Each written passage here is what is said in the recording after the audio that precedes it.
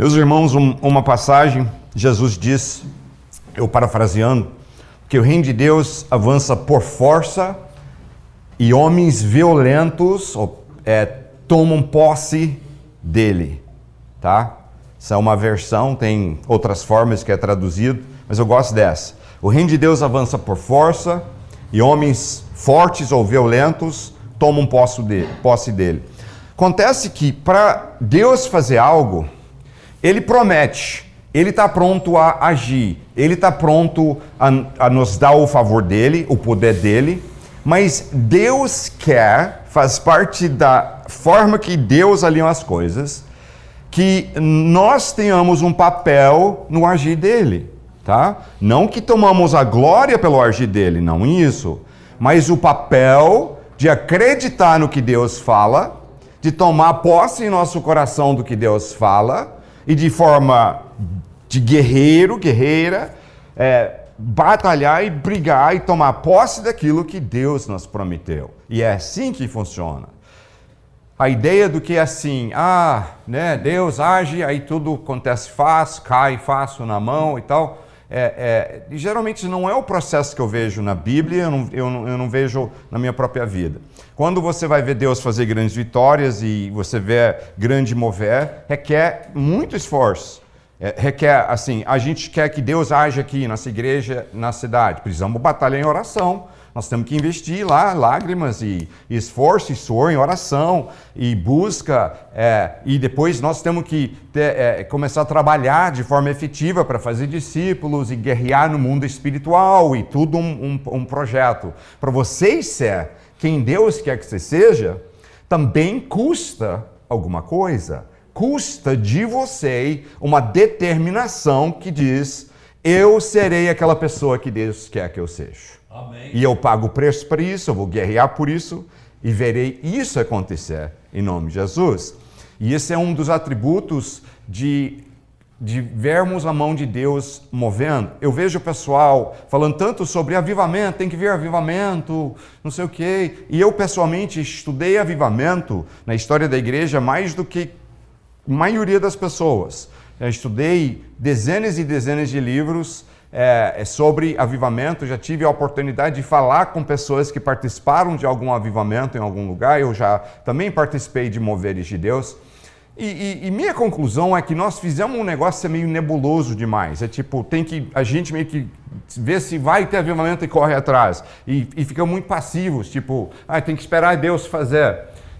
O mover de Deus é Deus fazendo, sim, mas tem um elo de Deus mover e grandes moveres do Espírito Santo, no que eu tenho visto, que tem gente que pagaram o preço e guerrearam por aquilo e viram então Deus honrar e liberar um grande mover do Espírito. Então depende da gente até um avivamento e um mover de Deus. Você ser a pessoa que Jesus te chamou para ser, significa uma vida radical. O cristianismo casual é um dos maiores erros que foi pregado na nossa geração para o mundo que nós vivemos.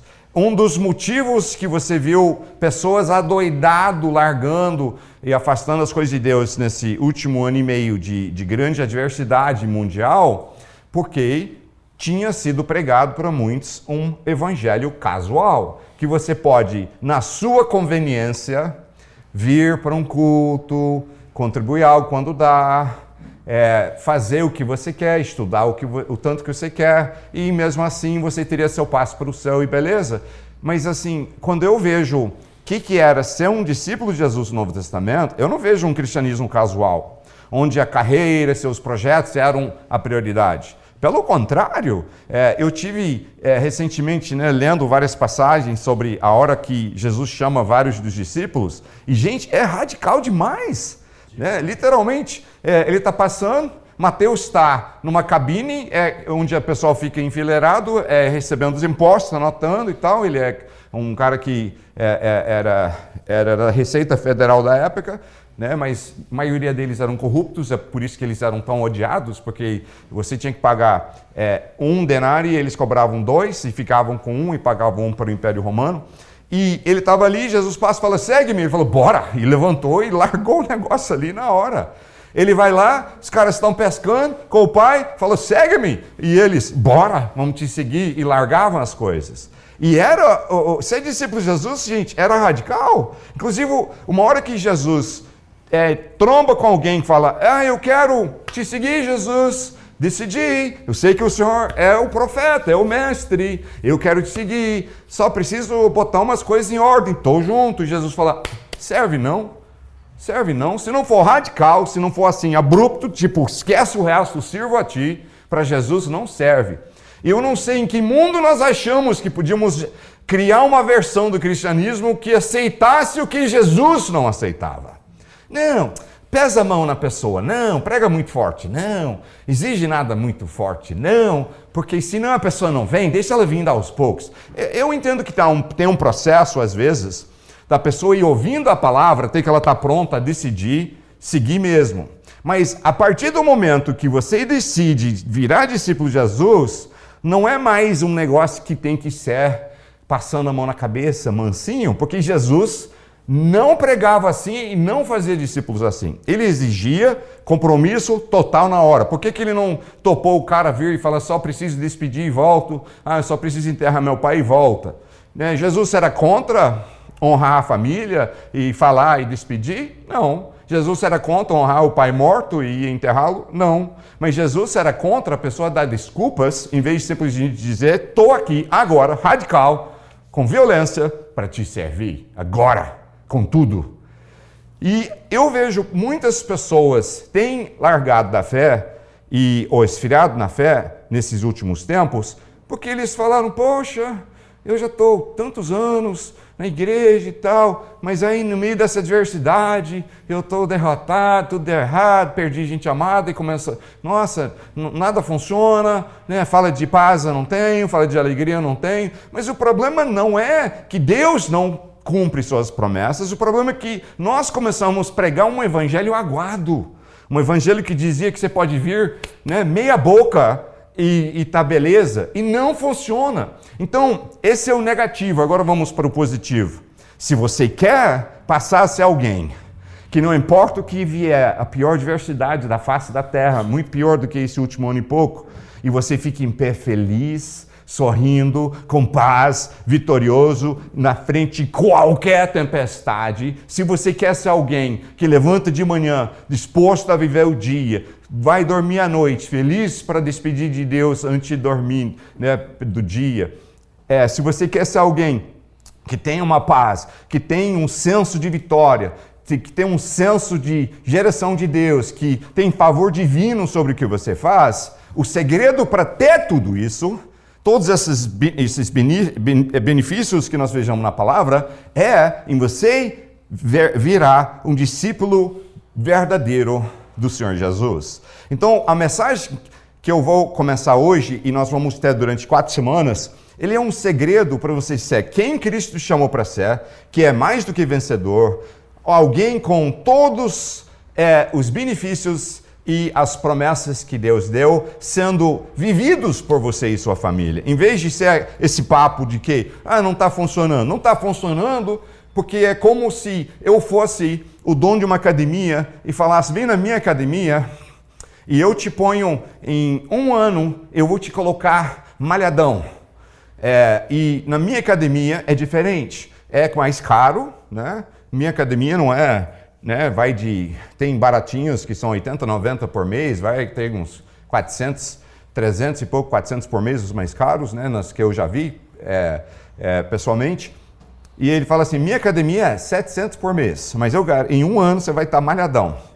Agora vem cá, minha academia, como é que você faz? Você vem, tem fileiras de poltronas e vidro ali. Aí você fica numa das poltronas, e você senta e você aperta um botão e você vai pegando, a gente tem hambúrguer, pizza, tudo de bom assim para você comer, e você vai assistir pelo vidro. Nós temos um pessoal formado na educação física e essas áreas, e eles vão estar lá malhando, e você escolhe um e você vai participar, né, assistindo, e sempre assim, pulando de alegria quando ele conseguiu levantar mais peso e tudo, e tal. Aí você fica naquela promessa, paga caro, vai lá, senta, come um monte de porcaria, daqui a 1 ano você está obeso, pior forma do que você estava antes, e você vai lá e fala, eu vou cancelar esse negócio, esse não está com nada. Aí você vai lá, eu vou cancelar. Ele fala, não, mas é que você fez o plano básico, você tem que fazer o plano intermediário, esse é que funciona.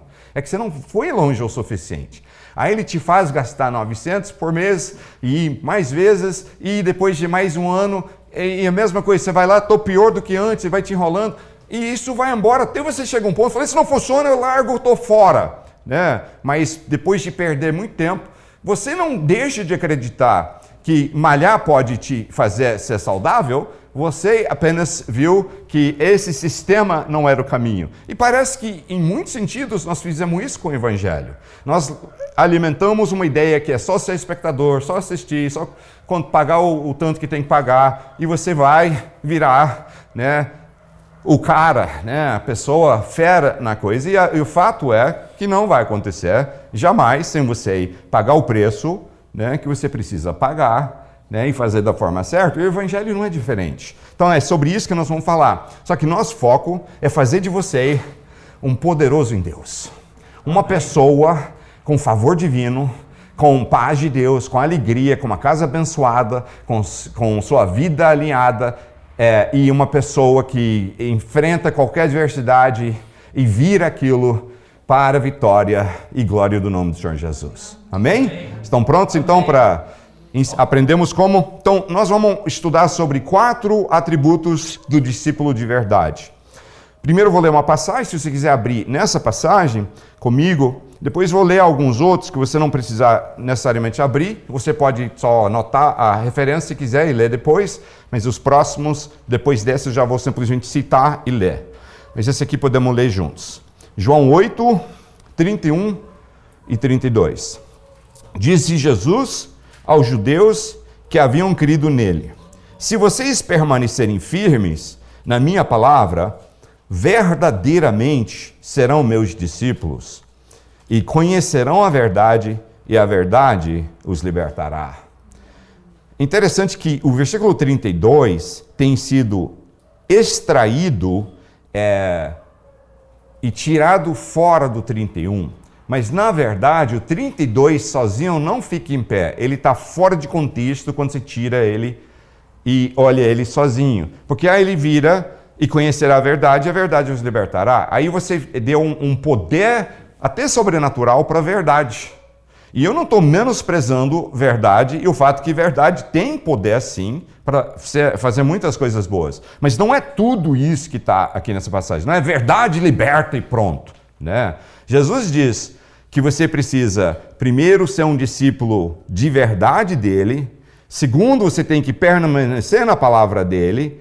Depois, através desses 2 passos primários de ser discípulo de verdade de Jesus e permanecer na palavra dele, aí que você vai conhecer a verdade e aí que a verdade vai te libertar. Amém. Então, você quer conhecer a verdade e ser liberto? Antes tem condições. Então, não é só verdade liberta. Isso é uma falácia. O que chega a libertar é você ser um discípulo de verdade, permanecer e conhecer a palavra de Deus. Aí que você vai conhecer a verdade pela palavra de Deus, e pela palavra de Deus, conhecendo a verdade, é que você vai sendo liberto, pois é um discípulo de Jesus e está colocando em prática. Então vamos lá. Tem discípulo de verdades, é implícito que sempre quando você declara alguma coisa, tem os 2 lados da moeda. Se há luz, há também o quê? Trevas. Se há verdade, tem também o quê? Mentira. Então, se você tem um discípulo de verdade, você também tem um discípulo que não é de verdade ou que é falso. É implícito na declaração. Se tem um discípulo de verdade, é implícito e óbvio que também tem o que não é de verdade. Tá? E o segredo é em ser o discípulo de verdade. Em vez daquela versão que às vezes o homem montou, que não funciona, seremos nós, discípulos de verdade, e veremos a glória de Deus agindo diariamente em nossas vidas, em nossas famílias.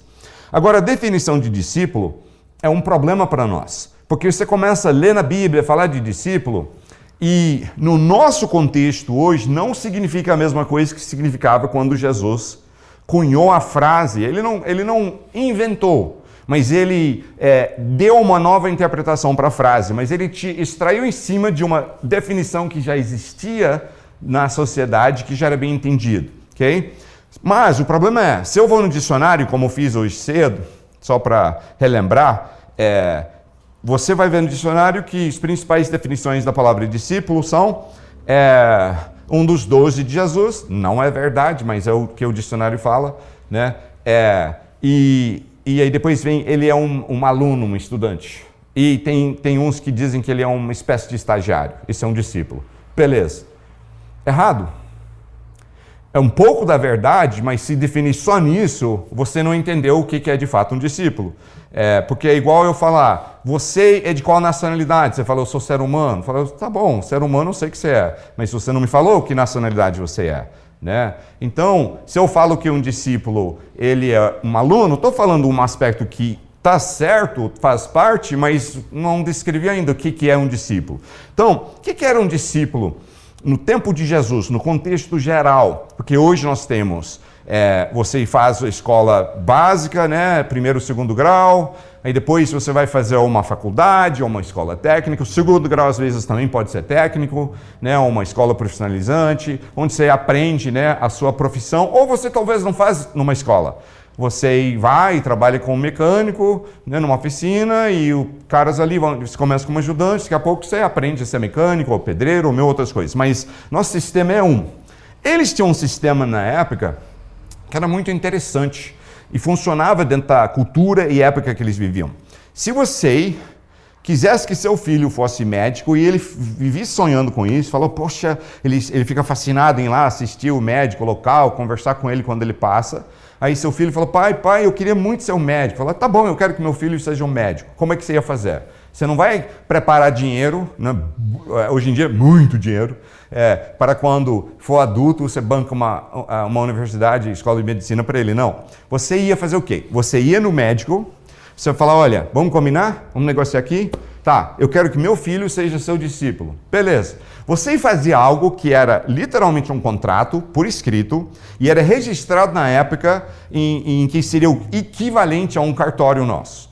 Você fazia um contrato que não tinha cláusula de desistência nem escape, tá? Era um contrato que fazia, nesse sentido, você está entregando direitos, né? Como se fosse um semi-escravo. Você não viraria um escravo, mas você tem alguma perda de direitos que você está aceitando e concordando com isso.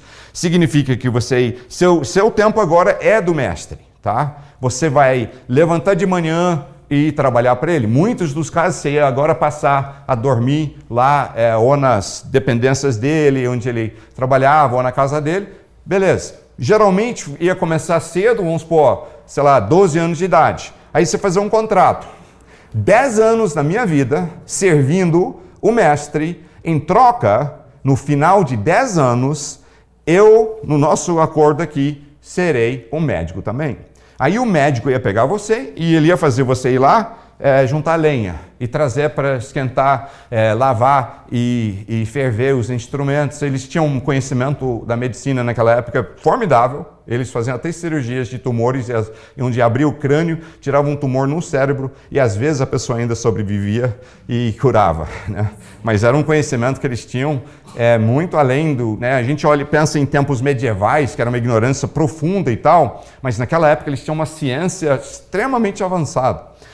Para você ver, concreto, eles faziam mega projetos com concreto naquela época, depois se perdeu a receita do concreto e só achou de novo 100 e poucos anos atrás. Então eles tinham uma ciência, uma habilidade com as coisas formidável. E ele ia te ensinando, você ia ajudando, você vai trabalhar para ele. Você não tem que escapar, desistir, não gostei. Problema seu. Você é discípulo daquele cara, então não é igual um estagiário, porque estagiário já desistir, beleza, está fora. O aluno, estou estudando, não quero mais, estou fora. Discípulo não, discípulo tem compromisso, tem que investir, tem que servir, né? Então eu cheguei a identificar 4 atributos de um discípulo daquela época. Ele vive para servir o mestre, para aprender com o mestre, para seguir o mestre e para obedecer o mestre. 4 atributos aí. Vamos repetir de novo, mas nas 4 semanas nós vamos trabalhando esses 4. Então ele vive para servir o mestre, todo mundo junto. Servir o mestre. 2, aprender com o mestre. 3, seguir o mestre. 4, obedecer o mestre. Ok. Hoje nós vamos trabalhar sobre o servir o mestre. E o que nós vamos responder hoje é: por que é tão bom servir o mestre? Agora, só mais uma coisa sobre a questão de o que é ser um discípulo. O ponto é o seguinte: o outro problema que nós temos, assim, fora trocar o termo ser discípulo para ser um aluno ou estagiário e que remete coisas que não era, né, por causa desse nível de compromisso que tinha na época, outra coisa também é que nós falamos o termo discípulo e no meio cristão e evangélico, especialmente no meio evangélico, eu não consigo falar com ninguém sobre a ideia de identidade, ser discípulo, voltar a ser discípulo, sem a pessoa começar a repetir: esse mesmo pastor, concordo com você, discipulado é importante. Eu falo discípulo e ele fala discipulado. Ainda, isso é assim, batata. E o problema é que discipulado também não é a questão que nós estamos tratando aqui apenas. É parte da história, sim, porque nós definimos discipulado, como a Igreja Católica define isso como catequese, tá? Que é um curso dos ensinamentos básicos da fé cristã. Então, na Igreja Cristã é catequese, na Igreja Evangélica é discipulado. Beleza? Então você olha para mim e fala: então você está aí para criticar e falar contra o discipulado? Jamais, pelo contrário, é extremamente importante. Meu ponto não é que eu sou contra o discipulado ou não é de extrema importância. Meu ponto é que discipulado, um curso ou um acompanhamento para você crescer nas coisas de Deus é uma coisa. Eu prefiro chamar isso de fazer discípulo, né? De fazendo discípulos, porque é o termo que Jesus usou para isso. Ele não usou o termo discipulado, só para esclarecer um pouco. Mas o conceito, ótimo. Mas é que para eles, ser discípulo não era algo que tinha início, meio e fim, igual esse período inicial. Era uma identidade que eles carregavam da hora que eles tivessem o encontro com Jesus para virar o Senhor, para o resto da vida deles, até a morte ou a volta de Jesus. Você é um discípulo como identidade. Sua identidade básica e primaz na vida com Deus é de ser um discípulo. Eu, por ter muitos anos na fé, eu não deixei de ser um discípulo. Eu não deixei de ter a necessidade de diariamente viver os 4 atributos. Diariamente eu preciso servir meu mestre, diariamente aprender com meu mestre, diariamente seguir meu mestre e diariamente obedecer meu mestre. Eu tenho que viver a vida de um discípulo, e é o que me dá vida e felicidade e oxigênio, né? É o que faz você viver a verdadeira vida, é vivendo assim. E isso é parte do que a mentira do cristianismo casual roubou de nós, é aquela vida cheia do Espírito, cheia da palavra, cheia de felicidade e contentamento do jeito que você está investindo na tua vida. E isso só virá quando nós viramos verdadeiros discípulos de Jesus. Mas para que você não possa me acusar, ou ninguém possa me acusar de só declarar coisas e não provar, que é uma das grandes birras que eu tenho hoje em dia, porque a palavra fala que nos últimos dias levantarão mestres que vão ensinar o que agrada o ouvido das pessoas que estão ouvindo. Né? Eu vejo isso, por exemplo, na área de profecias. Eu acredito piamente que Deus usa pessoas para profetizar e creio piamente nos dons do Espírito Santo operando hoje, com certeza. Mas o que eu vejo na prática é que a maioria das profecias são feitas para fazer a pessoa que está ouvindo a profecia ouvir algo que agrada a ele. Você não tem noção da quantidade de pessoas que me falam: eu tenho uma profecia sobre minha vida que eu vou pregar para muitas nações e para multidões.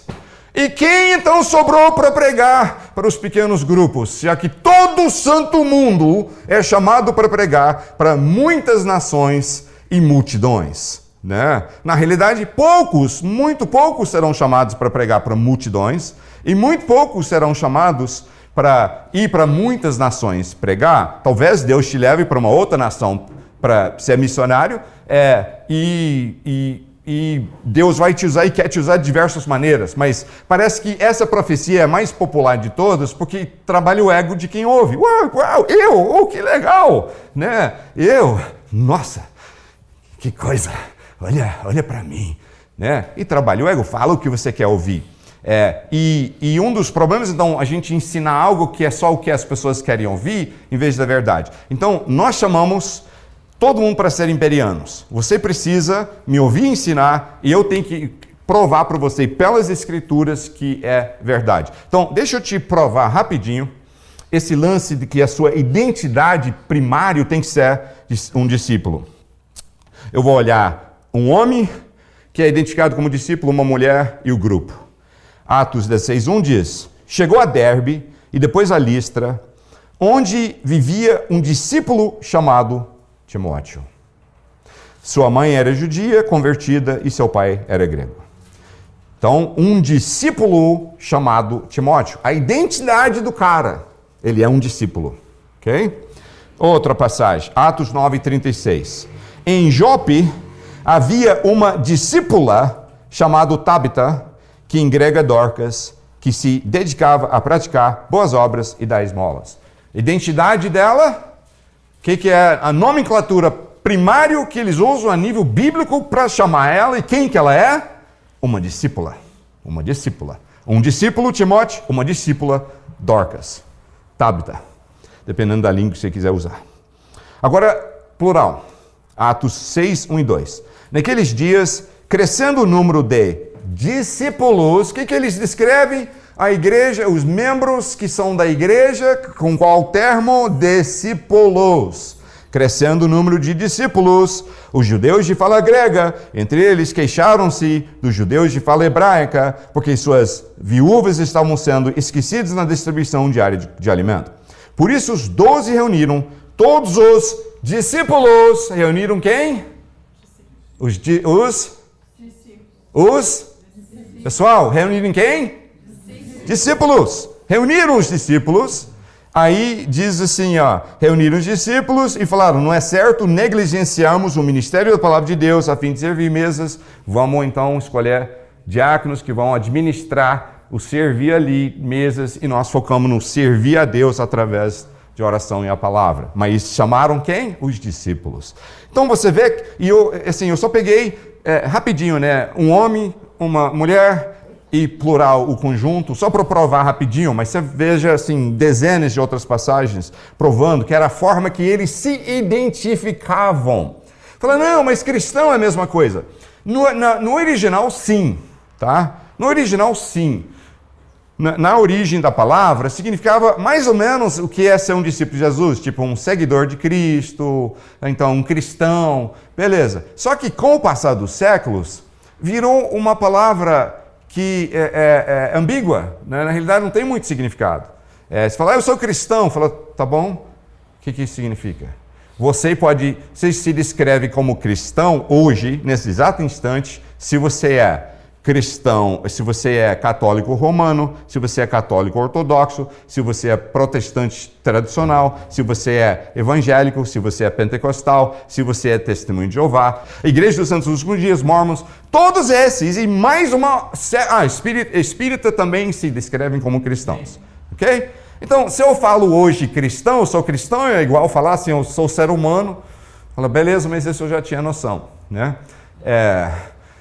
Então, não é algo que significa muito hoje, como nos tempos de Jesus. Então, eu proponho que resgatamos a identidade primária que eles tinham, porque não é só nomenclatura, não é só um jeito de falar, é muito mais do que isso. Tá? Por mais que termos que nós usamos têm poder assim. Na minha infância, minha mãe me ensinou uma musiquinha que rimava no inglês, que era comum da época, ela não inventou, só repetiu para mim. Um dia que eu estava chateado, que os meninos estavam me xingando, e na época ainda ia contar essas coisas para a mãe, né? Chega uma idade que você para de contar para a mãe, né? Mas quando eu tinha idade que eu ainda contava para a mãe, eu falei, os meninos me xingaram, Aí ela falou assim, seguinte frase em inglês, sticks and stones may break my bones, but words will never hurt me. Significa, pedra e pau quebram meus ossos, mas palavras nunca irão me ferir. Ok? Assim, se fosse paulada com taco de beisebol, né? Ou jogando pedra, isso machuca, mas palavra nunca te machuca, ignora e tal. Tem um pouco de verdade aí, sim, mas na realidade, só parcial e muito limitado para certas circunstâncias. Porque, no geral, palavras têm um poder para magoar, né? E ferir, sim, senhor, e de mudar nosso entendimento das coisas. Então, por exemplo, se eu vou na casa do Samuel e Márcia, e a Márcia faz uma comida maravilhosa ali, e o Samuel faz a carne lá naquele grill lindo que ele tem, né? E a Márcia faz o resto das coisas maravilhosas, está com a mesa ali, aí eu vou embora, eu vou andando pela rua ali, e saem uns vizinhos, eu falei, ei, tudo bem? Eu falei, poxa, eu acabei de almoçar no melhor restaurante aqui do bairro. E é Santa Felicidade, que é cheio de restaurante, isso já vai falar muita coisa, né? Então, eu falo assim, eu comi no melhor restaurante da Santa Felicidade aqui. Ah, é? Como é que é? Ah, ali naquela casa ali, aquele é restaurante Samuel Márcia, chama o restaurante. É maravilhoso. Mas na realidade não é restaurante de Samuel e Márcia. É a casa deles, onde eles me receberam como anfitriões e me ofereceram comida. Mas o fato de eu chamar de um restaurante, eu vou causar um efeito estranho depois, tá? Porque agora vai chegar gente lá na casa e talvez eles deixaram destrancado, a porta aberta, e o cara que vai no restaurante, ele não bate antes, né? Qual restaurante você bate na porta? A porta está fechada, você vai, abre e entra. E um hóspede sendo recebido, eu tenho o carinho de agradecer, de aceitar o que for colocado à minha frente, com muita felicidade, né? Pedir talvez um salzinho, um azeitezinho, alguma coisa, mas fora isso, aceita o que for posto com alegria, né? Agradece e sai feliz. No restaurante você acha-se no direito de demandar e mandar, isso é até chato, né? Então, ei, abriu a porta da casa, cadê a pessoa para me atender aqui no restaurante? Poxa! Aí a Márcia parece tudo meio assim, não entendendo nada. Ei, você menina, ei, eu quero saber o que você está servindo hoje. Bem, eu estava fazendo um bife à parmegiana. Bora então, tá bom. Mas eu não quero a frita assim, você põe já e me dá uma coca com gelo agora. E ela vai ficar super assustada, né? Mas eu causei isso, porque eu chamei a casa dela de um restaurante. É errado ser restaurante? Não, uma profissão nobre. É um restaurante, né? Eu já pensei anos atrás, quando não tinha uma boa base de sustento, já pensei mais de uma vez em abrir um restaurante. É uma coisa nobre, é legal, tem seus valores. Não estamos menosprezando restaurante. O problema é que a casa dela não é restaurante, né? A casa do Samuel não é restaurante. E se eu acho que eu trato eles da forma totalmente errada, né? E esse é o problema quando você usa termos errados e não usa os certos. Então, a identidade de ser discípulo de Jesus tem que virar embutido em você, que vai mudar a sua forma de pensar e agir. Por que é tão bom servir? Jesus falou em Mateus 20, 25 a 28. Jesus os chamou e disse: vocês sabem que os governantes das nações as dominam, e as pessoas importantes exercem poder sobre elas. Não será assim entre vocês. Ao contrário, quem quiser tornar-se importante entre vocês, deverá ser servo, e quem quiser ser o primeiro, deverá ser escravo. Como o Filho do Homem, que não veio para ser servido, mas para servir, e dar a sua vida em resgate por muitos. O termo que ele usa aqui, né, que os governantes das nações, eles dominam e depois fala em exercer poder, esse é de uma palavra grego, do Strongs, que é um dicionário bem bacana, que traz as definições das palavras do grego. A palavra é meio grandona, katakuriel. Significa exercitar controle decisivo, como um dono de um escravo. Ser sujeito ao mestre, ou senhorio. Então, você exercer domínio sobre alguém como dono, você ter senhorio sobre ele, né? Esse aí é esse lance que Jesus está falando, que é um jeito que o mundo trata as pessoas. E na realidade, de certa forma, nós não temos, graças a Deus por isso, escravidão mais, mas nós ainda temos estruturas que se imponham por intimidação e pressão, muitas vezes em trabalho e coisas assim. que se imponham na pessoa, e um tipo de liderança que acha que ele tem que dominar e se impor sobre as pessoas. Então, pode ter mudado um pouco a parte estrutural e legal do cenário, mas o espírito por trás da coisa que Jesus está descrevendo existe do mesmo jeito hoje, né? E você pressiona a pessoa e faz ela fazer as coisas, né, debaixo de um ambiente onde você está dominando, né, exercitando poder sobre a pessoa. E Jesus falou, não é assim não. No reino de Deus, na igreja, não é assim não. Não é assim não. Isso não é o caminho, não é o certo e não é o jeito que vocês devem agir. Você quer ser grande no meu reino, na minha igreja, então serve. Você quer ser o primeiro, então seja escravo. Cuida dos outros, serve os outros. Nobreza, para mim, é servir, diz o Senhor. Amém. Você sabe que a matemática de Deus é radicalmente diferente da matemática do mundo? Porque no mundo a gente pensa, a última coisa que eu quero fazer é servir. Que é ruim. Eu quero ser servido. Esse é o alvo. Eu quero ter tanto dinheiro, tanta fama, tanto sucesso que eu só vou ser servido. Você acha que é bom isso? Mas é uma falácia, uma mentira que o diabo vendeu. E é uma das formas que ele usa para fazer a pessoa arruinar a sua vida. Porque assim, gente, a quantidade, e eu ainda sou de meia idade, né? E a quantidade de gente que eu vi na minha faixa etária, com 20 e poucos anos de idade, virar sucesso mundial no esporte, jogador de futebol, ou cantor famosíssimo, ou ator de cinema, coisa assim, que já morreram, maioria deles, por diretamente tirar sua vida ou indiretamente no sentido de que não foi lá e se matou diretamente, mas foi tomando tantas drogas que acabou dando overdose, morreram, né, coisa assim. Ou os que ainda estão vivos, mas obviamente são profundamente amargurados e infelizes. Gente, é praticamente todos que eram um grande sucesso anos atrás, agora passou anos, né? Ou se eles estão vivos, são profundamente amargurados e infelizes, ou já morreram ou se mataram com 40 e poucos, 50 e poucos anos de idade, 60 anos de idade. Isso é um fato, porque essa ideia que ser grande, ser badalado, né, todo mundo te servindo, é algo que vai te fazer ser feliz, é uma mentira do diabo. E a matemática e a lógica de Deus é o contrário. Então, você quer ser feliz mesmo? Quer nobreza de verdade?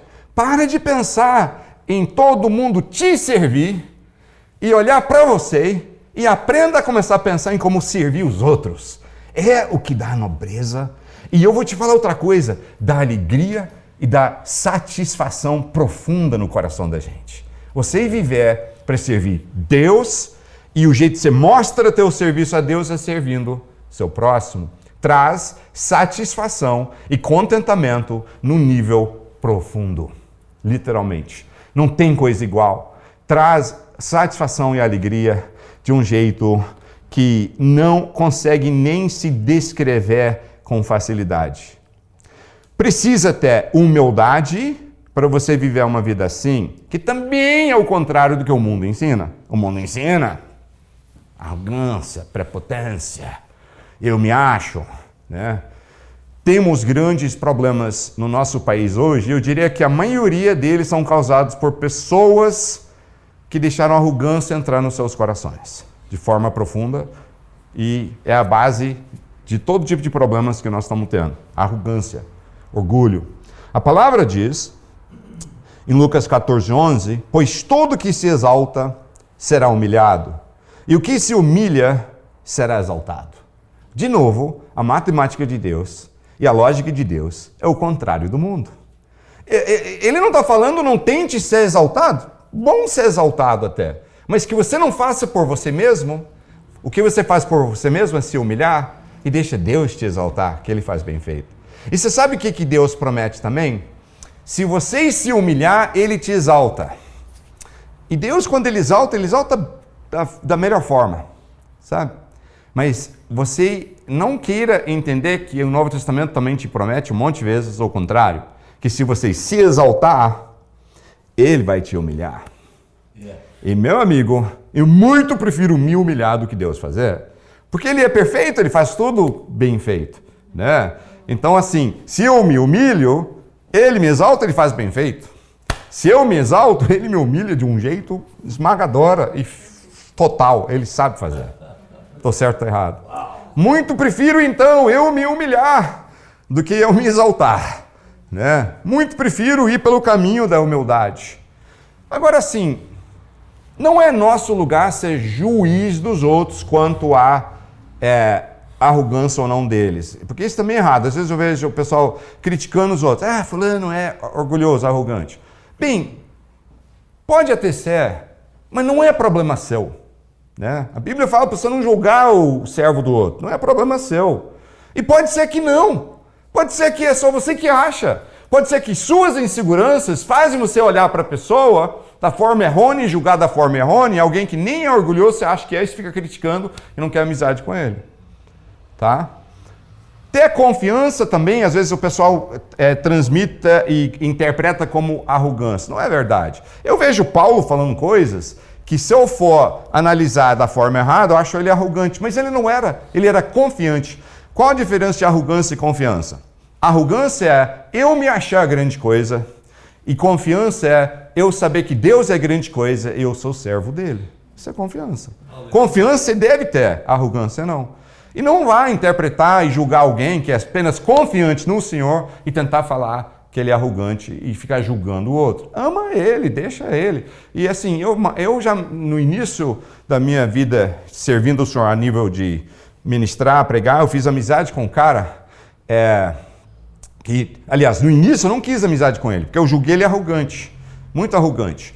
E depois eu vi que ele era um bom homem e nós fizemos amizade, a gente orava juntos, a gente fomos bênção na vida um do outro, cutucando uma outra para fazer mais coisas para Deus. Depois que eu parei de julgar ele arrogante, e Deus me falou, para com isso, você está errado em julgar o outro, comecei a aceitar ele como ele era, eu vi que o que eu interpretava com arrogância era quase que o contrário. Ele não se achava melhor do que ninguém, ele se achava pior. E ele compensava às vezes com alguns atos, tentando se mostrar que tinha valor, mas na realidade é porque o coração dele, ele se achava que não tinha muito valor, né? Então eu estava julgando ele exatamente ao contrário da verdade. Achava ele se achando demais e na realidade ele se achava era pouco. E na minha amizade que eu tive com ele, parte do meu encorajamento para ele era ele entender que ele era especial para Deus, que ele era alguém importante. E antes eu julgava que ele se achava, né, demais. Então a gente tem que parar de julgar um ao outro, deixar cada um viver tua batalha e de crescer nas coisas de Deus, e a gente apenas encorajar e ajudar um ao outro, mas sem julgar uns aos outros. Posso ouvir um amém? Amém. Servir é o caminho. Ser humilde é uma das chaves para saber servir.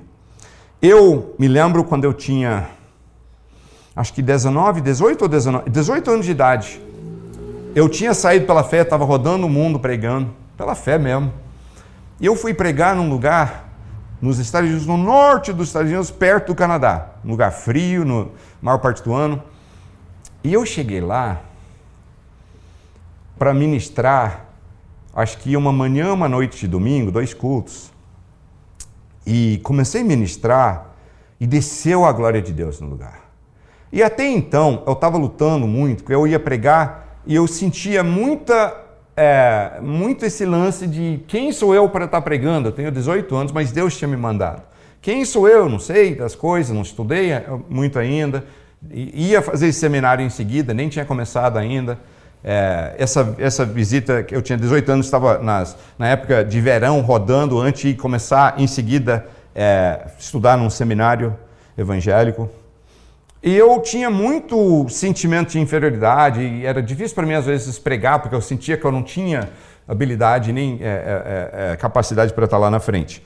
Mas esse dia, meus amigos, acho que eu tinha orado bastante, estava com muita fé, e foi poder de Deus. Mas Deus começou a agir, milagres começaram a acontecer, comecei a dar palavras proféticas, que o pastor falou, como é que você sabia? Você não sabia, não tinha te contado nada, e você falou em cima, glória a Deus, poder de Deus sacudiu o lugar. No meio do culto o pastor ficou tão animado, ele falou, gente, nós só íamos, ele ministrou para nós domingo de manhã e domingo à noite, tinham os 2 cultos, fala, vamos embora, ele já tinha um culto normal quarta-feira, ele falou, vamos embora segunda, terça, quarta, continuar aqui, que Deus está agindo.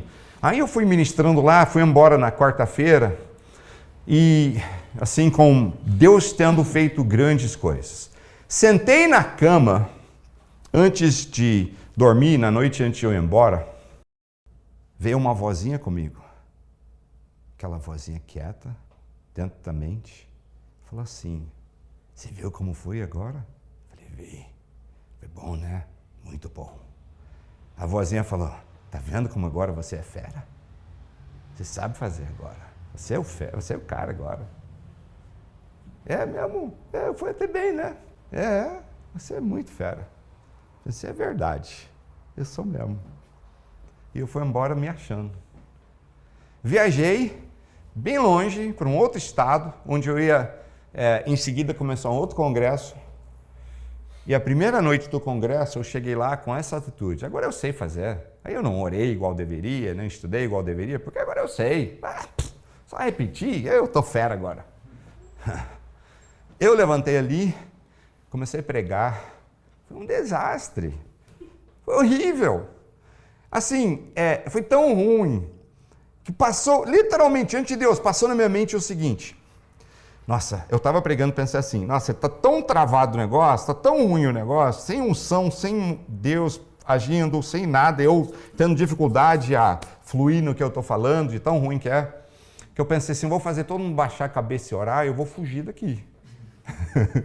Eu fiquei com vontade de fugir, literalmente, escapar, fugir, não ter que encarar mais aquele povo, porque estava ruim assim. Terminou, tive que terminar, encerramos, todo mundo...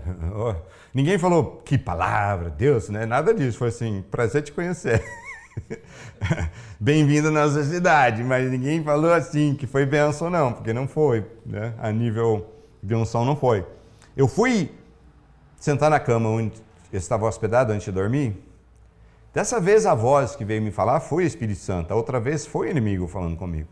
Essa vez o Espírito Santo falou assim, falou assim, você viu como fui hoje? Falei, vi. Ele falou, você viu como fui no último lugar? Falei, sim, senhor, vi. Ele falou o seguinte, repara o seguinte, hoje foi você, lá fui eu. Repara a diferença. Entenderam?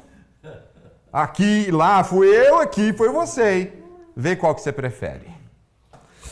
Me perdoa, Senhor, me perdoa. Aprendi uma lição profunda que me gastou um pouco de humilhação, né? É o que eu falei, se exalta e Deus te põe no lugar. E ele me humilhou, mas eu precisava ser humilhado. E aprendi com aquela lição, graças a Deus por isso.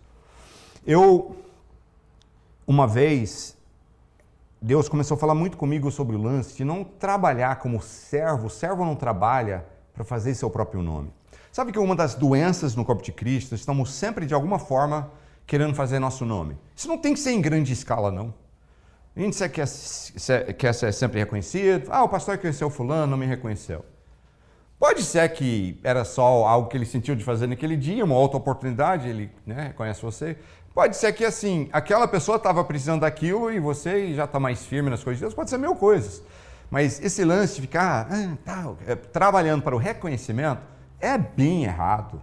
Né? O reconhecimento para o qual nós trabalhamos é de Deus, meus irmãos. É de Deus, é da gente ser reconhecido por Deus e não pelos homens. E nós não trabalhamos para fazer nosso nome.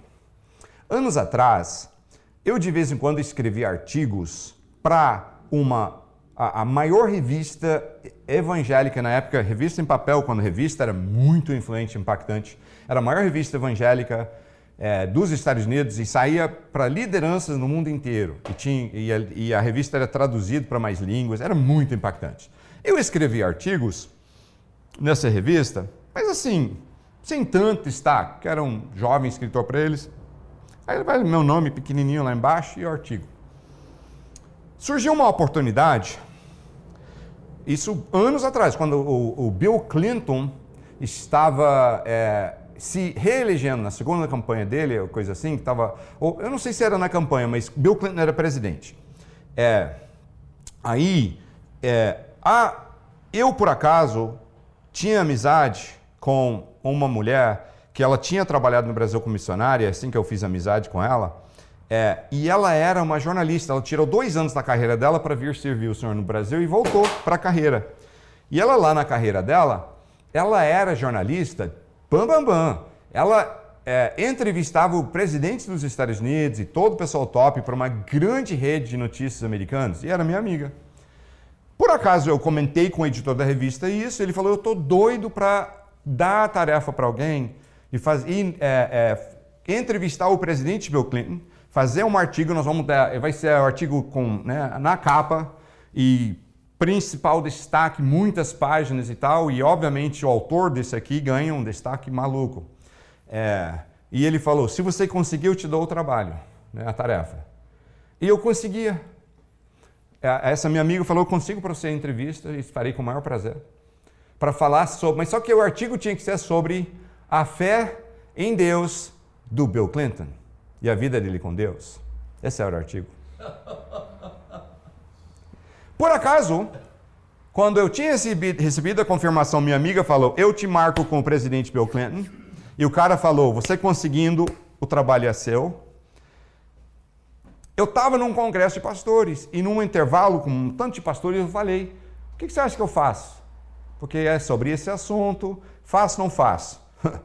Eu não sei quantos pastores lá. Se tinha 10, os 10 falaram, faz agora, eu faria agora. Cara, você entende o destaque e fama que isso vai te dar nos Estados Unidos? O ministério do Billy Graham destacou e explodiu por não muito diferente do que isso. Um jornalista falou, dá um destaque para Billy Graham e explodiu. Falou, você tem noção das portas nacionais que isso vai te abrir e como vai destacar teu nome. É bem assim que eles falaram, tá? Cara, faz agora. Eu falei, tá, obrigado pelos conselhos. Aí eu fiquei orando. Falei, gente, eu estou trabalhando para destacar meu nome. Todos aqueles caras lá falaram, tem que fazer seu nome destacar. Isso é meu propósito? Isso é meu propósito? Não. Eu não estou aí para destacar. Segunda coisa, eu posso fazer de boa fé e na minha sã consciência um artigo falando sobre a fé em Deus do Bill Clinton, que eu não creio pelo comportamento dele que ele tem, e tem que ser um artigo positivo? Não. Então, eu agradeci minha amiga, falei, não, obrigada. Não, obrigado, aliás. Aí eu falei com o editor, falei, muito obrigado pela oportunidade, mas se você achar outro para fazer, faz, eu não farei. Mas muito obrigado pela oportunidade. E neguei. Porque assim, eu não estou trabalhando para fazer meu nome, meus irmãos. Eu estou trabalhando para exaltar um nome, sim. Como discípulo e servo dele, eu trabalho para exaltar o nome do meu mestre. O meu é mera consequência se alguém me reparar. Eu não sou importante e nós temos que ter essa visão. Você precisa saber quem é para servir. João 13, 3 a 5 diz assim, ó. Jesus sabia que o Pai havia colocado todas as coisas debaixo do seu poder e que viera de Deus e estava voltando para Deus. Assim, levantou-se da mesa, tirou sua capa e colocou uma toalha em volta da cintura. Depois disso, derramou água numa bacia e começou a lavar os pés dos seus discípulos, enxugando-os com a toalha que estava em sua cintura. Interessante que eu sempre li essa parte que Jesus... Eu sempre li isso e ouvi isso em mensagens como dois assuntos separados. Falava sobre Jesus, ele sabe quem ele é, veio de Deus, volta para Deus, tudo está debaixo dos seus pés. É cortado e separado. E aí começa, na realidade, a história aqui Jesus levanta a mesa, tirou a capa, lava os pés dos discípulos. Mas um dia eu estava lendo isso, Deus falou, isso não é separado não. Preste mais atenção. E realmente não é separado. Você, inclusive, vê a questão linguística prova claramente que é conjunto, porque diz assim, Jesus sabia que o Pai havia colocado todas as coisas debaixo do seu poder e que viera de Deus e estava voltando para Deus. Aí assim, tipo vírgula, assim quer dizer o quê? É uma palavra de conexão. Baseado no que eu falei antes, ele faz assim, tá? Todo mundo que entende português entende que isso é uma palavra que conecta aqui com aqui, tá? Assim, levantou-se da mesa, lava os pés dos discípulos. Então, o motivo que Jesus pôde, como mestre deles, levantar, ficar com só a roupa mais tipo um calção, que seria uma versão nossa hoje em dia, tacar uma toalha no ombro e começar a lavar os pés dos discípulos, é porque ele sabia quem que ele era. Ele sabia quem que ele era. Quem sabe quem é, consegue com alegria e felicidade servir os outros. Esse é o segredo, um dos grandes segredos de servir. Saber quem você é. Saber quem você é em Deus. Saber que você é amado por Deus, redimido por Jesus, transformado por Jesus, chamado por Jesus, embaixador de Jesus, discípulo de Jesus. E você, sendo tudo isso, você pode servir sabendo quem você é. E servir enobrece. Servir faz você ser grande no reino de Deus. Então vamos disputar quem consegue servir mais. Amém? Amém. Jesus não costumeiramente, ou de forma costumaz, ou regularmente, lavava os pés dos discípulos. Dá para ver pela parte que eu não li, a reação de Pedro. Não, que isso? Não vai, jamais, nunca. Por que essa reação? Porque Jesus não tinha feito antes. Tá? É a primeira vez. E Jesus termina depois de falar, ó, se eu, seu mestre, fiz assim, servir vocês, fazem vocês isso uns aos outros. Tá? Se eu, que sou o mestre, e Senhor, fiz, faz vocês também. Então, o segredo em poder servir com felicidade é saber quem você é. Sabendo quem você é, você serve os outros com muita alegria. Entendendo a matemática contrária do reino de Deus, você faz com mais alegria ainda. Mas não, assim, a palavra fala sobre servir através dos nossos dons, sim. E esse assunto é tão amplo e tão rico no Novo Testamento, merecia por conta própria, né, vários estudos em cima só da questão de servir, a profundidade disso, a alegria disso e a beleza disso. Mas eu tenho que ser sucinto hoje por causa do horário, então estou focado só em alguns pontos que dá para cobrir aqui agora, mas a questão aqui é que, por mais que seu dom pode ser um, e a forma que você serve o corpo de Cristo é através de dons, chamados diferentes, amém? Mas inclui o simples também, tá?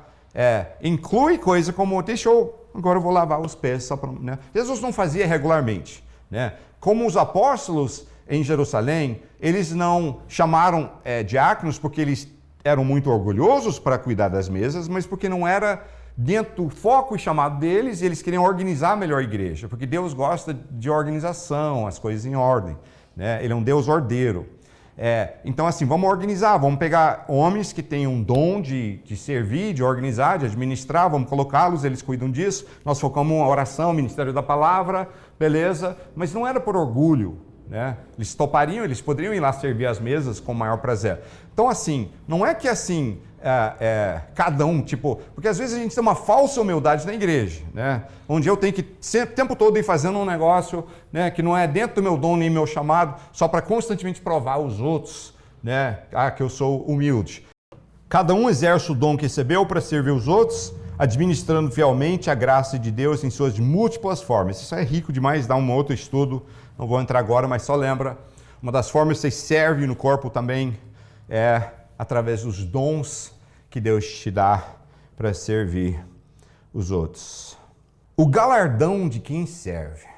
Você deve servir a Deus porque você ama Ele, você quer servi-lo, ser discípulo dele. Faz parte do pacto, do contrato que você fez. Você virou meu senhor, o contrapartido de senhorio é discípulo. Se Ele é o senhor, eu sou discípulo. E Jesus constantemente deixava como crivo dele: você prova que é meu discípulo produzindo frutos. Os outros vão saber que meu discípulo se amar como eu amei. O discípulo, se você é um discípulo de verdade, você vai permanecer na minha palavra. E ele sempre falava assim: você não pode ser meu discípulo se não negar a si mesmo, me amar mais do que família, tudo e todos, projetos, tal. E sempre o crivo de Jesus, de quem era dele de verdade, é meu discípulo. Verdade. Okay? Isso era extremamente importante para ele. Você faz isso como parte do contrato. Mas, entenda uma coisa. Entenda que Deus tem um lado maravilhoso, que é que Deus é muito fiel em dar galardão e honrar as pessoas que merecem. E Ele sabe e conhece seu coração. Ele sabe se você fez para parecer ou se era de verdade. No dia do juízo vai ter gente que ele vai falar, não te conhece, fala, Senhor, eu fiz tudo isso em seu nome, trabalhei pra caramba para o Senhor, olha tudo que eu fiz, olha para mim, eu sou o cara, eu mereço. Ele fala, eu não te conheço. Então, volto a repetir, tem o falso discípulo, a falsa humildade, é a pessoa que faz as coisas com as motivações erradas, né? E Deus não ama isso. Mas quem faz com a motivação correta, Deus ama muito. E Deus honra aquela pessoa. Amém. E Deus dá galardão para aquela pessoa. Deus ama quem serve. Deus não é injusto, diz Hebreus 6,10.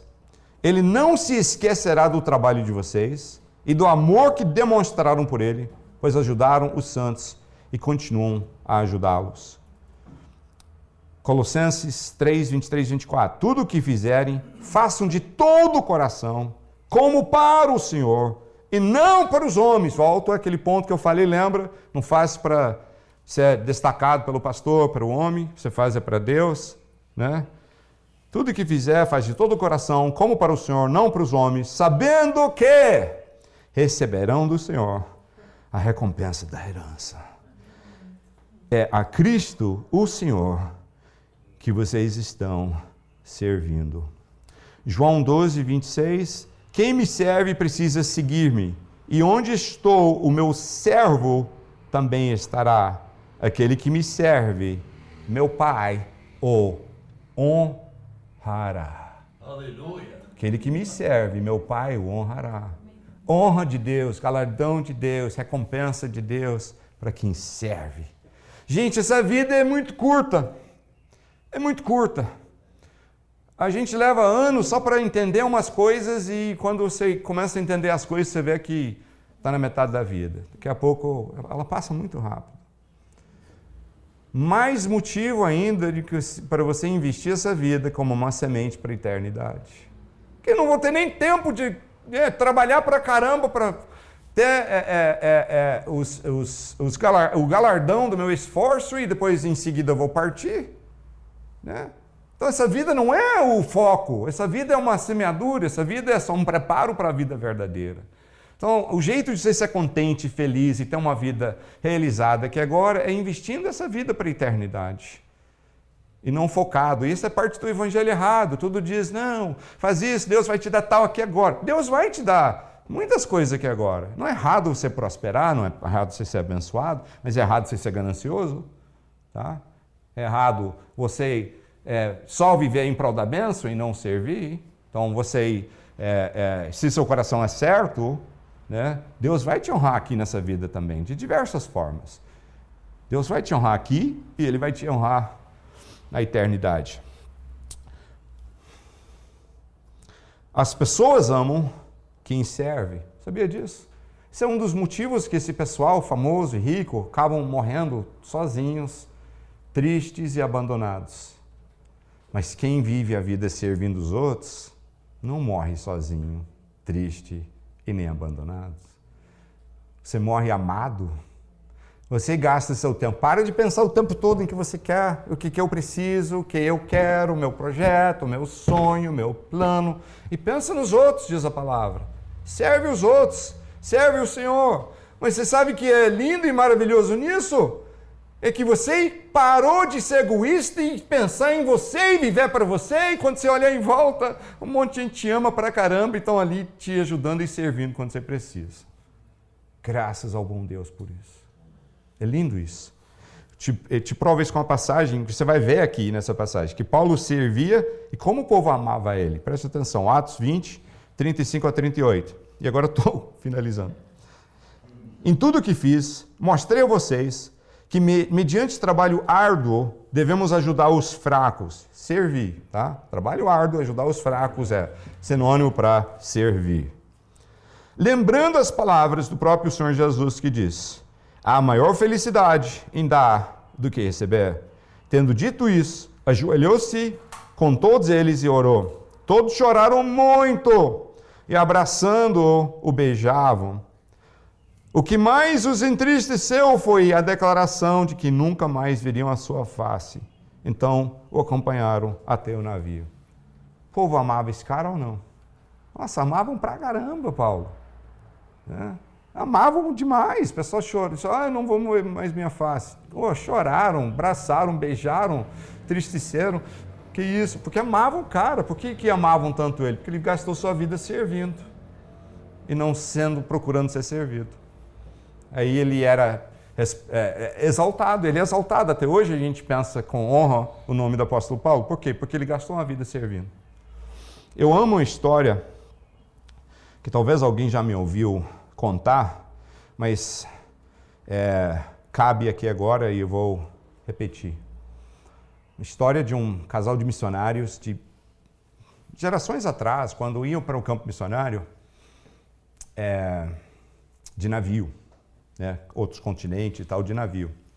Esse casal, americanos, foram trabalhar a sua vida inteira como missionários na África. Hoje, vários países da África têm grande presença de discípulos de Jesus, igrejas e um grande mover de Deus. Mas nessa época, poucos lugares na África onde era fácil pregar, muitas vezes você morria jovem por ir pregar, por ser assassinado ou por pegar uma febre naquela época, coisa assim. E morriam muitos jovens. Esse casal foram jovens para a África, trabalharam para Deus, abriram igrejas, fizeram discípulos, um casal de americanos. E depois de 50 anos, a missão deles mandou dizendo: vocês precisam voltar para casa, aposentar, já deu, já estão idosos. Aí, ok, temos que obedecer. Despediram todo mundo. Entraram no navio, no mesmo navio estava um embaixador americano para aquele mesmo país. O embaixador sentava à mesa do capitão, comia as coisas mais deliciosas, um monte de gente no navio que eram da delegação dele, equipe dele, voltando juntos. Então ele era badalado o tempo todo. O casalzinho de missionário, quietinho ali, ninguém ali daquele povo conhecia eles. O povo que conhecia, que amava eles, que tinham gastado a vida, estavam ficando para trás. Eles ficavam lá os dois, velhinhos já, comendo só os dois juntos e vendo aquela badalação toda do embaixador. Chegam no porto em Nova York, chegam lá na beirada, tem que esperar, porque quem tem o direito de descer primeiro é o embaixador e turma. E tem banda lá, tem faixas, bem-vindo de volta, eba, embaixador, a música toca, o embaixador com a turma desce, o governador está ali, um monte de pessoas importantes. Aí dispersaram, foram embora e quietou. Chegou a vez do casalzinho ter a sua vez de poder descer, desce os dois. Olharam em volta, não tem mais ninguém ali. Eles achavam que ia vir alguém da missão, ou, né, do ministério deles, dar um bem-vindo de volta para casa, obrigado pelo trabalho. E olharam e ninguém. Eles pensaram: nossa, nós vamos ter que pegar um táxi, porque não tem ninguém aqui para nos buscar. A esposa começou a chorar. Falei: meu bem, todos esses anos dedicamos para o Senhor, 50 anos, longe de casa, saímos jovens, agora somos velhos e demos tudo que nós somos e temos, não temos posses nem nada, demos para o Senhor. E aqui, né, a esposa falou: meu bem, você foi um grande homem de Deus, treinou tantos pastores ali, no mínimo você merecia algum reconhecimento. Quando nós chegássemos em casa, alguém dando bem-vindo, algum reconhecimento, eu estou triste. Ele falou: não fica triste não, meu amor.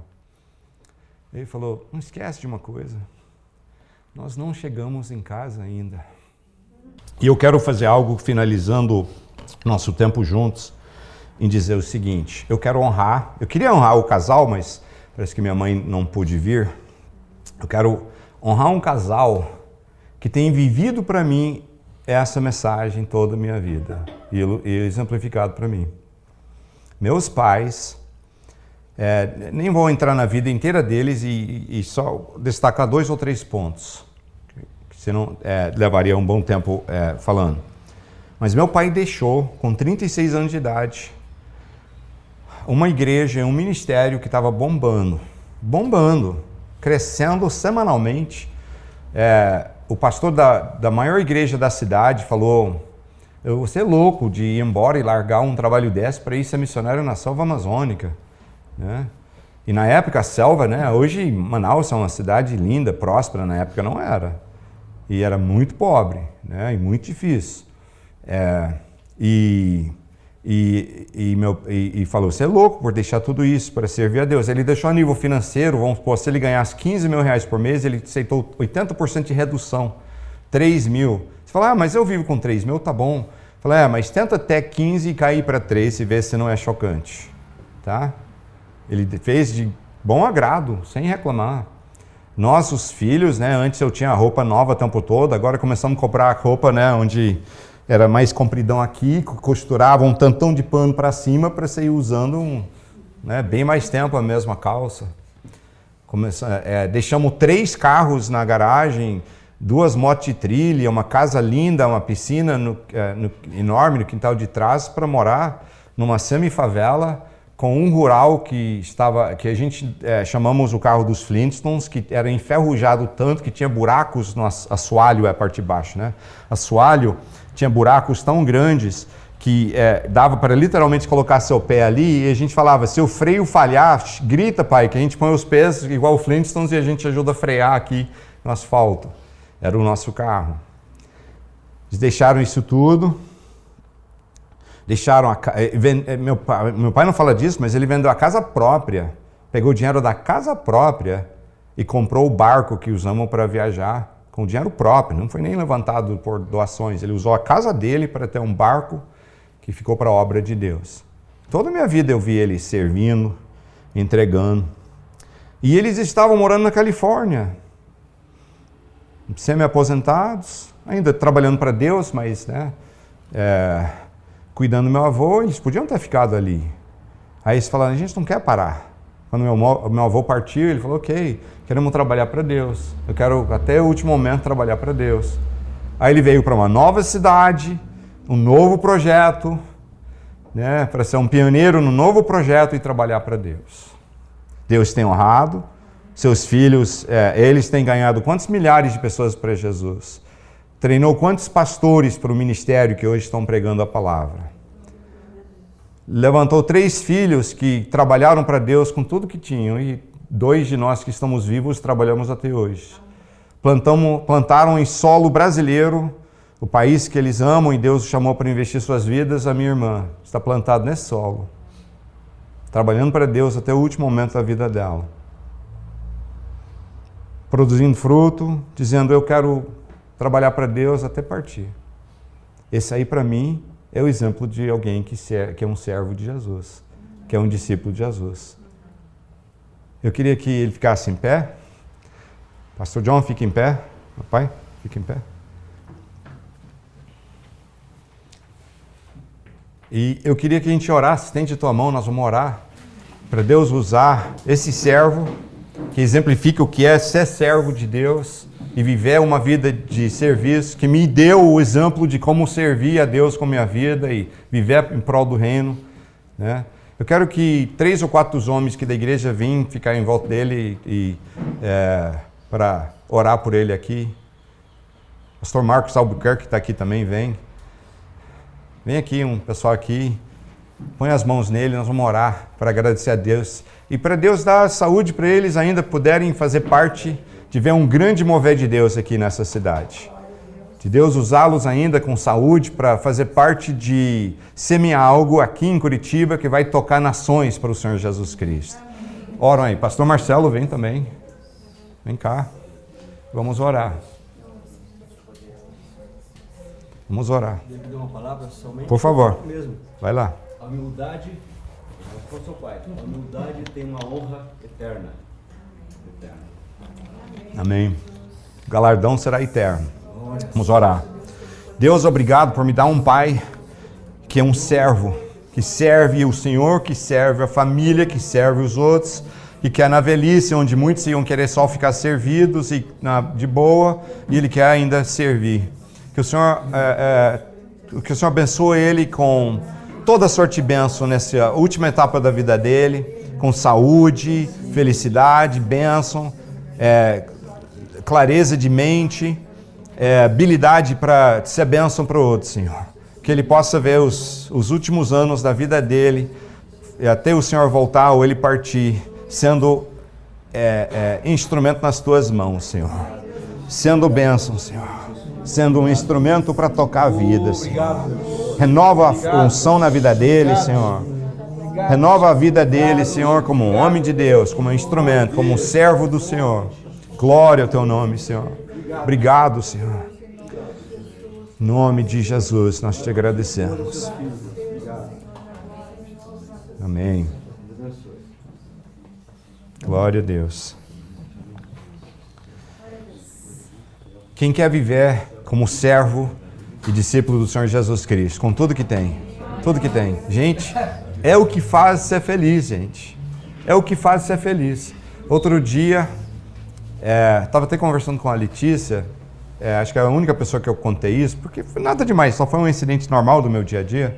Mas eu estava no centro da cidade, estava indo em lojas para ver uma mesa para meu escritório em casa, e eu vi um cara cego, com aquele, né, como é que chama, o bastãozinho, né, o negocinho, batendo ali, ele tinha um celular na mão, dizendo mais tantos metros, não sei o quê. Mas eu vi assim, nossa, que dificuldade aqui, porque onde ele for daqui, ele vai ter que atravessar a rua com um monte de carro, como é que vai fazer? Eu tive, meu coração foi, poxa, que dificuldade o cara ter que estar sozinho, né? Quando ele tem que, obviamente, em algum compromisso. Aí eu cheguei nele e falei, oi, o senhor me permite te ajudar? Ele falou, pode e tal. Eu falei, então tá, me fala o endereço. Ele falou, oi e tal. Eu falei, põe a tua mão no meu braço, no meu ombro e vamos. Aí ele botou a mão no meu ombro e foi mandando, eu fui conversando. Aí ele perguntou o que eu fazia. Eu falei, eu sou pastor e servo do Senhor. E eu levei ele, né, um tanto lá, atravessamos a rua, subimos, entramos no prédio, subi com ele, coloquei ele lá dentro, desci, pedi ao porteiro para ajudar ele na saída, né, e foi embora. E eu não me achei nada por isso, eu não estou contando história por me achar nada. O que eu quero mostrar é o seguinte, eu fui embora tão feliz, né, eu fui embora feliz, alegre, tipo, poxa, que alegria servir alguém. E ninguém estava servindo ele. Estavam passando, largando, ignorando, porque nós vivemos num mundo, ninguém quer servir. Quando Jesus disse, vocês vão saber que você é meu discípulo, porque você ama igual eu amei, são pequenos gestos desses, né? Na vida de um cara desse que eu fui ministrando para ele, outras pessoas vendo, né? Que tem algo diferente. Isso dá alegria, isso dá satisfação. Eu volto repetindo, não estou contando história de forma nenhuma, porque me importa em alguém saber. O ponto é que eu fui embora tão feliz, eu pensei, pô, tem mais um cego aí, alguém que eu posso ajudar, porque é tão feliz, gente. Traz tanto contentamento na vida da gente servir, quando nós entendemos a ordem de Deus. Que ser grande é ser servo, gente. É bom, é gostoso, é gratificante. E meu encorajamento é que todos nós vivemos nossas vidas para servir uns aos outros. Próxima vez que a gente tiver uma refeição juntos, vamos disputar entre nós quem pode servir os outros, em vez de tacar a poupança na cadeira e só ser servido, né? E assim, tem momentos para ser servido, não me entenda mal. Eu estava tentando ser um pouco engraçado ali. Acho que o tiro saiu pela culatra, mas vamos lá, tudo bem. Vocês me amam mesmo assim, né? Sim. Né? Sim, tem que pensar um pouco, né? E ela tem um bom senso de humor também. Tá vendo? É rápido no gatilho. Que a gente sabemos servir uns aos outros pelo ministério que Deus te dá, em coisas físicas quando dá, cuidando quando alguém está mal, né? A gente fala, para minhas coisas, deixa eu ajudar essa pessoa, né? Porque é assim que os outros vão ver que nós temos o amor de Cristo e assim nós vamos crescer e impactar milhares de pessoas para Jesus. Porque eles vão ver o amor, o ágape de Deus em nós. Amém?